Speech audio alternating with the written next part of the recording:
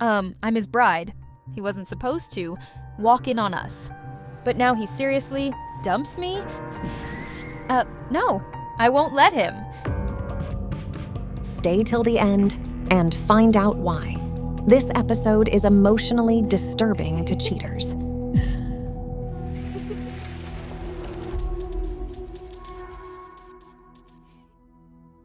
This happened to me some years ago, but I think it's worth sharing.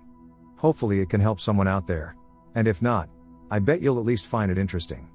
It was the fall of 2019, a week after the Thanksgiving holiday.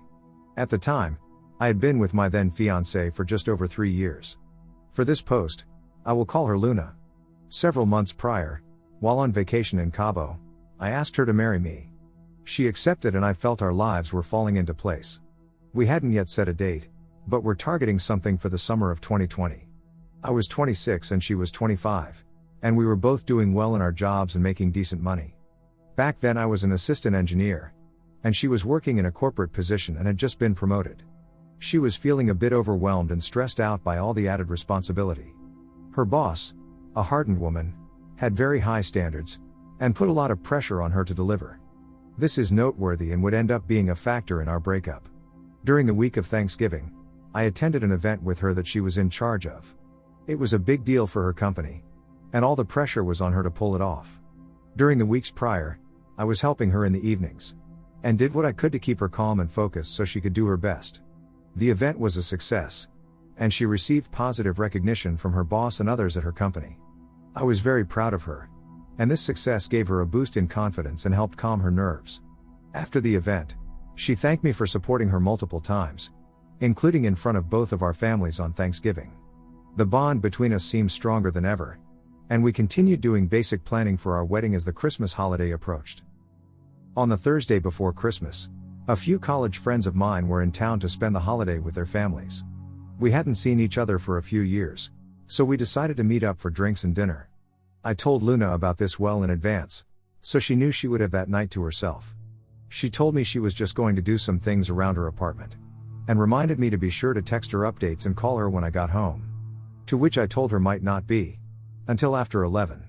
As things would have it, instead of meeting up near my place, the guys wanted to meet at a new establishment, which was just a few minutes from Luna's apartment. With this in mind, I decided to pack a bag and plan to surprise Luna by crashing at her place that night. My friends and I had a great evening, talking and reliving the many good times we shared over the years. We met up around 5:30 and ended up calling it a night around 9. I left straight from there and headed over to Luna's apartment. When I got there, I parked in the visitor parking directly across from her place, and walked over to her apartment. I slowly opened the door with my key, and went in. Once inside, the living room and kitchen area were dark, partially illuminated with the glow from the bathroom light down the hall. The bathroom exhaust fan was also running, and covered any noise I was making. As I crept in further, I could see a dim light coming from Luna's bedroom. I thought she may have just taken a shower, and was in her room getting a robe on, or getting ready for bed. I didn't want to scare her and was about to call out to her, when I heard her laughing, along with a male voice that sounded somewhat familiar. At first, I thought she might be on the phone, so I crept across the carpet, moving closer to her bedroom door, to better hear what she was saying. As I did, I heard the unmistakable sounds of two people being intimate. All the way, I heard it was the exact sound her bed made when we did. Once I realized what was going on, I got a pit in my stomach, and my heart started beating 500 miles per hour. In that moment, I froze for a good 30 seconds, until I heard them starting up again. They were doing the thrust and rest method, which is something we did when she wanted things to last longer. When they were in the throes of one of their thrust sessions, I crouched down on my knees and peeked around the corner to get a look. There I saw them, both their bodies without clothes. Luna and some guy, just going at it. The sight of it shocked me, imprinted in my thoughts forever. It really was devastating. This guy was someone I recognized. Let's call him Tyler. Tyler worked for a company that partnered with Luna's company on the Thanksgiving fundraiser she was in charge of. She introduced me to him when I attended the event, and told me the guy was nice. but dumb as a box of rocks. He's a former college and semi-pro athlete, who was now working in PR, in a similar capacity to Luna. She told me he had no practical skills in the field, and the only reason he had been hired was because of his notoriety, from his days of being an athlete. Looking back now, I can see she said all that, so I wouldn't suspect anything. As I laid there paralyzed on the floor, watching him grind away on her, my first thought was to charge in and dive on his back and start swinging. Instead, in a second of doubt I stopped myself, then decided to pull out my phone and start recording. After that I snapped a few pictures, then started creeping my way back to the front door. The videos and pictures were taken low and from the side, but it was unmistakable who they were, and what they were doing.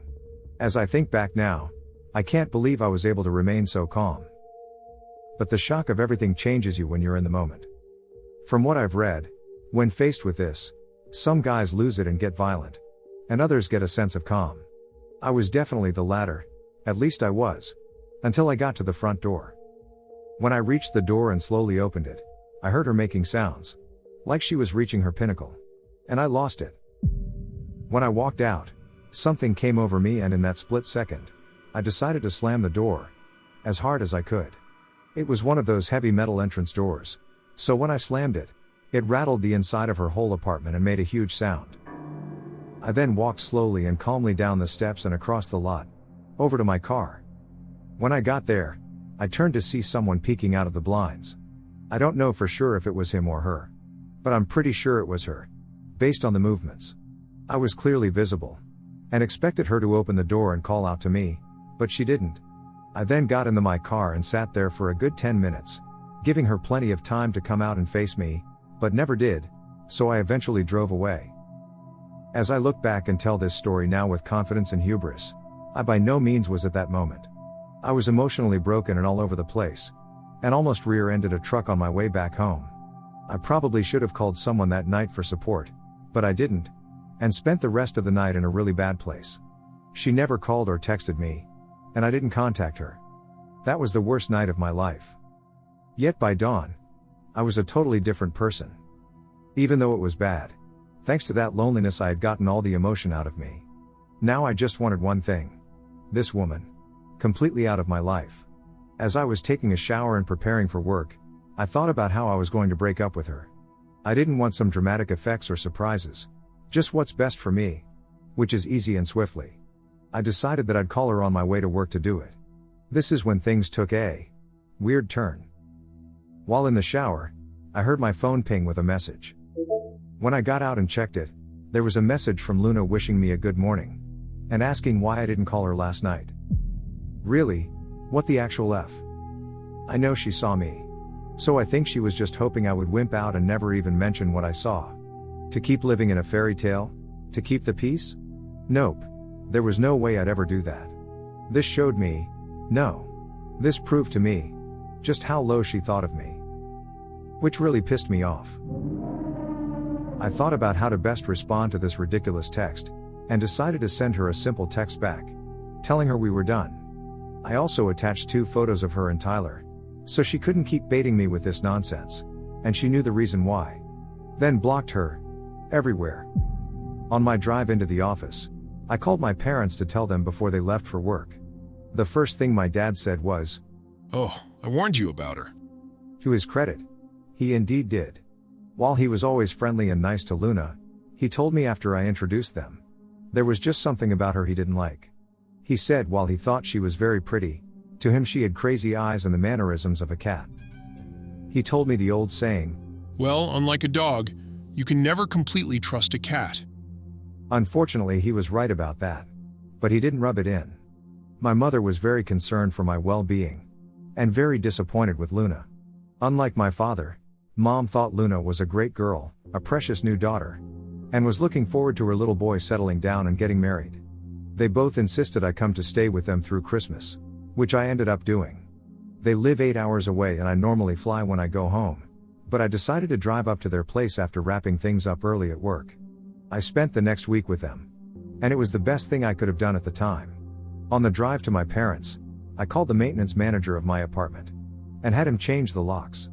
It cost me $300 to do it, but it had to be done as Luna had a key, and I didn't want her in there.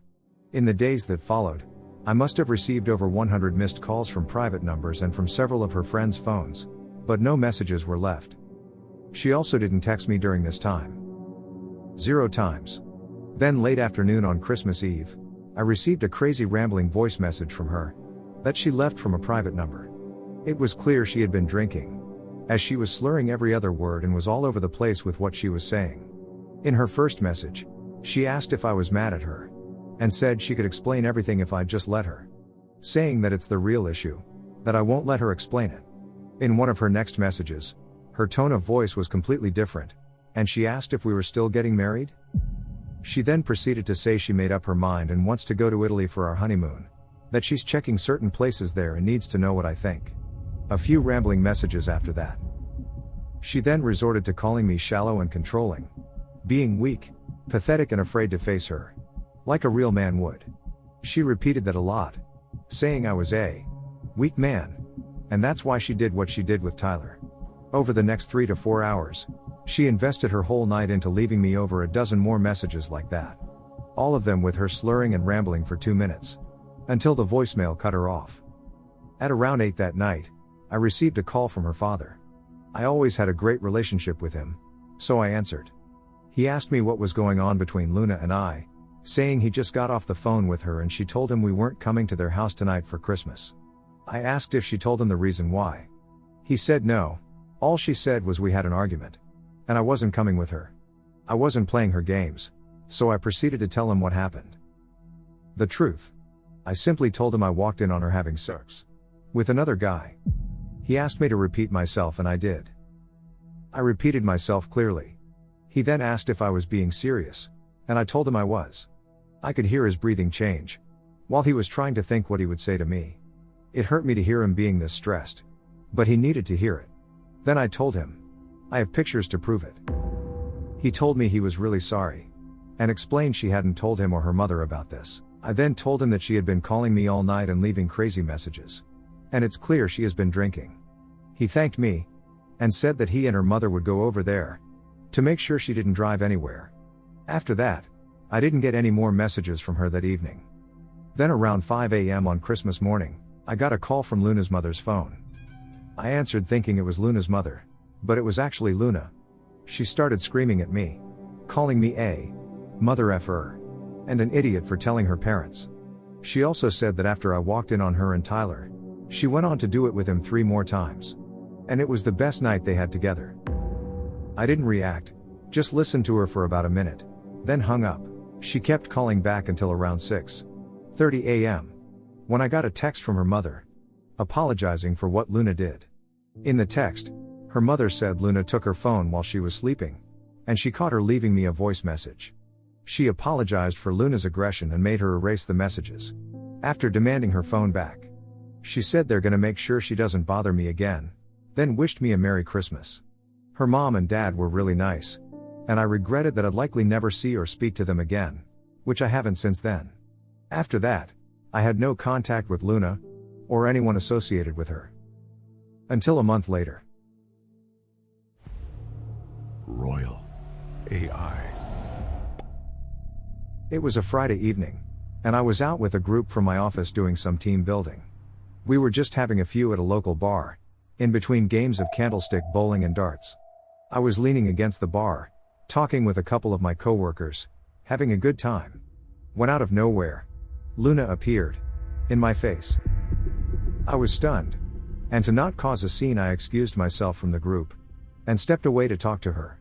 It was obvious right away, she was again drunk as a skunk. She began telling me how sorry she was and how much she missed me. She said her life was miserable now, and that she'd do anything to get me back. Kept saying the word, everything, in different pitches. I told her that wasn't going to happen, and I wasn't interested in what she had to say. After that, she started screaming, calling me a weak little bitch with a small PP. I could feel everyone in there, staring at us. The next thing I felt was liquid hitting my face and eyes, with a sting, followed by the sound of glass breaking on the concrete floor below me. She had thrown the apple martini she was drinking in my face. Within a split second of this happening, the bartender, who had been serving my group, came out from behind the bar with one of the managers. He told the manager that Luna had come over and started yelling at me, and then threw her drink on me.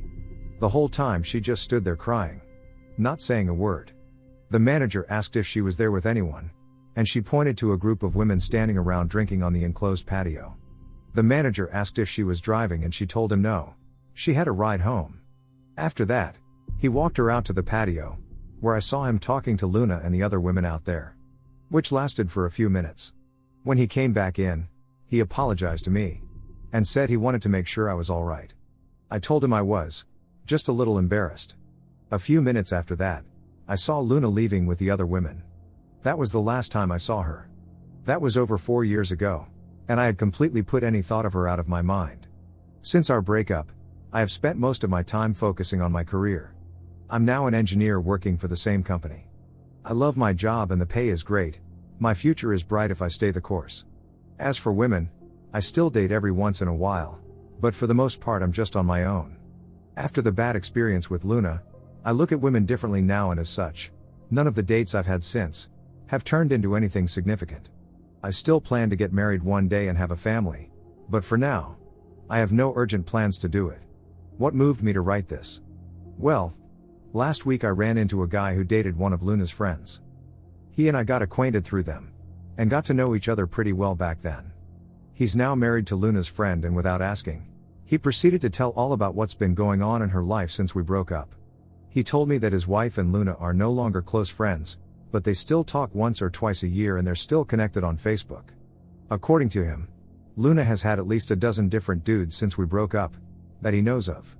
He said she was actually engaged to a guy last year, but that relationship mysteriously ended, which I found interesting. Hopefully he didn't go through what I did with her. I asked him whatever happened between Luna and Tyler. He told me they dated a while after we broke up, but it only lasted a few months and it was fueled with negativity and drama. It ended when she moved on to someone new. I saw his face expressions change and he started looking worried. He then said he wanted to warn me about something. He said that during recent talks Luna had with his wife, Luna told her that losing me was the worst mistake of her life, and she hasn't been able to find anyone else who's measured up. He pointed out that I should seriously watch my back, because according to his wife, Luna is no longer the emotional Luna. Luna became more bitter, manipulative, negative and seemingly obsessive about her history with me. His wife told him that Luna rather wants to be a single mother, pregnant with my baby, than finding another man to marry. Also, Luna still talks about ways she wants to reconnect with me. Last couple of months made her committed to the meaning of zodiac signs, their compatibility with love, because it proves that she and I are meant to be. I awkwardly smiled, but he didn't. He said that if I randomly meet her again, it's not random. He said that whenever his wife talks openly to him about Luna, it's not a joking matter, because his wife is worried. His wife would say that an emotional Luna isn't calculated, but Luna is really different now. She has the mental fortitude to inject herself back in my life, just to become pregnant. I thanked him for giving me the heads up and told him not to worry. There's absolutely no chance I'd ever have anything to do with her. I guess she's gone through her hoe phase? And now wants to settle down with a decent guy. Well, guess what? This decent guy is looking for a woman that's never had and doesn't need a whore phase. One day I hope to find her. Thank you for reading my story. I hope it helps others, any way it can. Sorry for you, OP. Reading your story hit me close to the chest. It's devastating how someone you trust as a lover and best friend could betray you like this. Some women will risk everything to be with a man they desire, but remember, when they see you as a pushover, they'll never respect you. Well, it's clear she underestimated you and your ability to walk away with your dignity intact. Proud of you for staying strong. This all proves that trust and respect are non-negotiable in any relationship. Anyone who had been stuck in a phase of walking the streets, for lack of better terms, shouldn't be considered for building a serious relationship. Red flag loud and clear. Stay away from it. You got lucky you recorded it and got evidence because you were close to messing everything up. Don't mean that in a bad way. We would have understood if you bashed in there and went full-on berserk.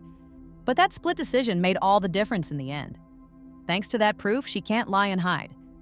So it's only logical for her to run away from the truth and try to find answers in zodiac signs. Nice touch to try and justify her actions so she can still look at herself in the mirror. It's poetic justice.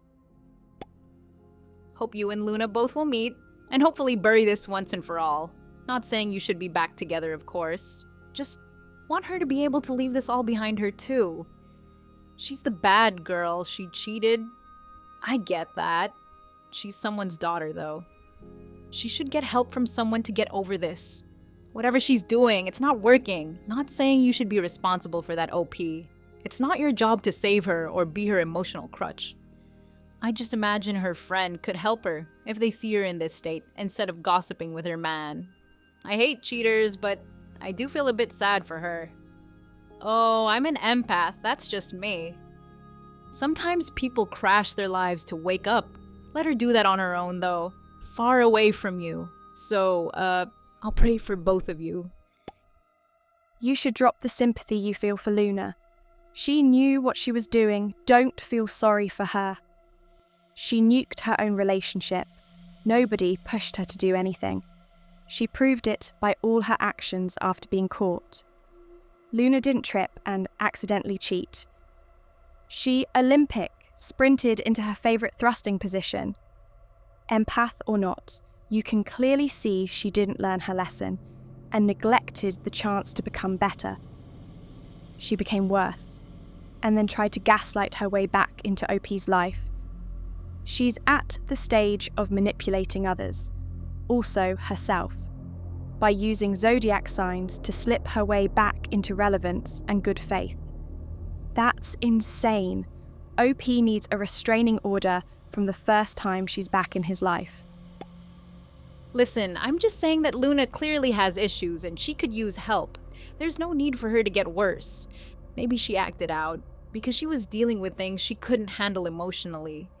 It doesn't excuse what she did, but understanding her motives helps her. But OP too. Not everything is black and white, you know?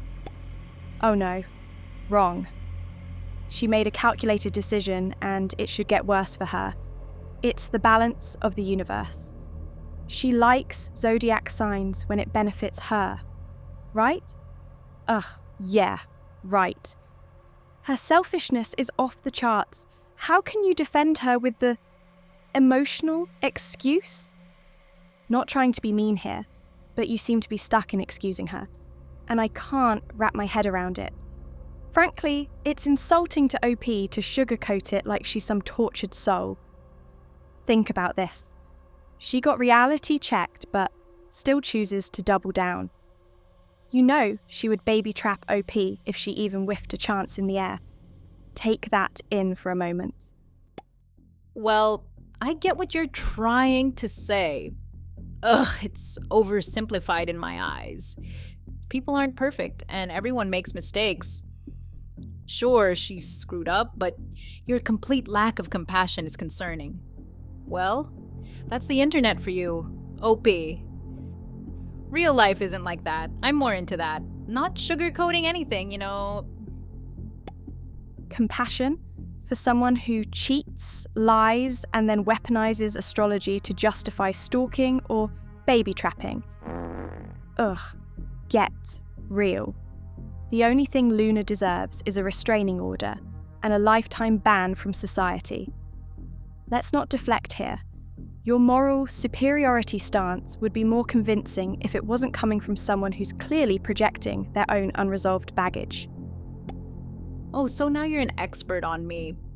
Sure, people like you love to act holier than thou, but all you're doing is spitting venom because you can't handle a little nuance. You don't know Luna or her struggles, so stop pretending you do. It's pathetic. Nuance. Huh? The only nuance here is how you're bending over backwards to excuse textbook toxic behavior. Face it, Luna didn't struggle. She plotted and even physically attacked OP, with glass in his face, with alcohol to his actual eyes. Honestly, your defense of her says way more about you than it does about her. Maybe you're right. I don't know Luna. But after reading your comments, I do know this. Anyone who empathizes with cheaters this hard has probably been one themselves. So, who's the real pathetic one here?